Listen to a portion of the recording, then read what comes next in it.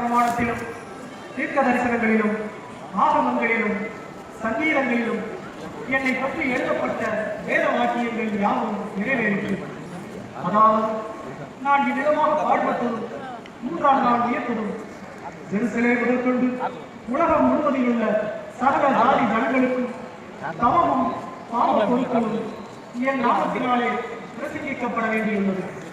நீங்களே இதற்கு சாட்சிகளாய் இருக்கிறீர்கள். அன்றையும் பிதாவானவர் வாக்குத்தத்தம் பண்ணினவரை நான் உங்களுக்கு அனுப்புகிறேன்.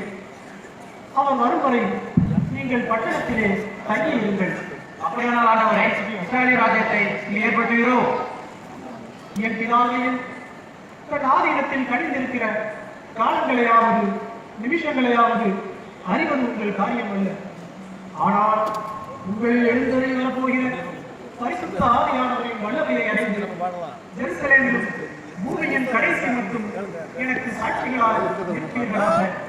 ஆண்டவரே, என் இதயம் இப்போது அதிக துக்கம் கொண்டிருக்கிறது. ஏனென்றால் நீ எங்களோடு இருப்பீர் என்று நாங்கள் நம்பி இருக்க மீண்டும் மறுபடியும் உங்களை இழக்கவல்ல போகிறோம். அந்த அடி எல்லாம் எங்கிட்ட வேற அடி.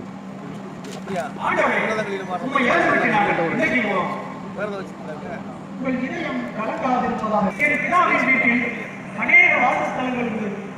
அங்கே உங்களுக்கு ஒரு ஸ்தலத்தை ஆயத்தம் செய்ய போகிறேன். அப்படி ஆயத்தம் செய்தபின் அந்த ஸ்தலத்தில் நீங்களும் இருக்கத்தக்கதாக உங்கள் எல்லோரையும் என் இடத்துக்கு அழைத்துக் கொள்வேன். அப்படியானால் ஆண்டவரே, அதுவரை நான் பார்ப்பது இல்லை இல்லை, நான் உங்களை அனாதையாய் ஒருபோதும் விட மாட்டேன். விசுவாசமாயிருங்கள், என்னிடத்தில் விசுவாசமாயிருங்கள். கடைசி ஆலோசனத்தில் நான் உங்களுக்கு சொன்னது போல இப்போது நான் உங்களுக்கு சொல்கிறேன். என் பிதாவின் வீட்டில் அநேக வாசஸ்தலங்கள் உண்டு. அங்கே உங்களுக்கு ஒரு ஸ்தலத்தை ஆயத்தம் செய்ய போகிறேன். அப்படி ஆயத்தம் செய்தபின் அந்த ஸ்தலத்தில் நீங்களும் இருக்கத்தக்கதாக உங்கள் எல்லோரையும் என் இடத்துக்கு அழைத்துக் கொள்வேன். அப்படியானால் ஆண்டவரே, அதுவரை நான் தகப்பன் இல்லாத பிள்ளைகளை போலவா இருப்பது? இல்லை இல்லை, நான் உங்களை அனாதையாய் ஒருபோதும் விட மாட்டேன். இதோ பரிசுத்த ஆவியை அனுப்புகிறேன். அவர் உங்களுக்கு சகலத்தையும் வெளிக்கூட்டுவார்.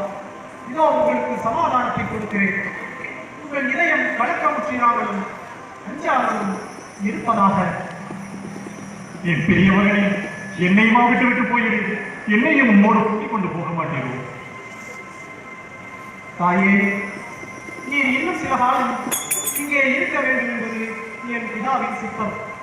ஏனெனில் என் சகோதரர்களையும் திருச்சபையில் உன் பார்வையில் விட்டு விடுகிறேன்.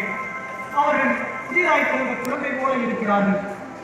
உண்மை போல ஒரு தாயின் உதவி இன்னும் சில காலம் அவர்களுக்கு தேவையாக இருக்கிறது. இதோ ஆண்டவருடைய அடிமையான ஒரு வார்த்தையின்படி உமக்காக கடவுள்.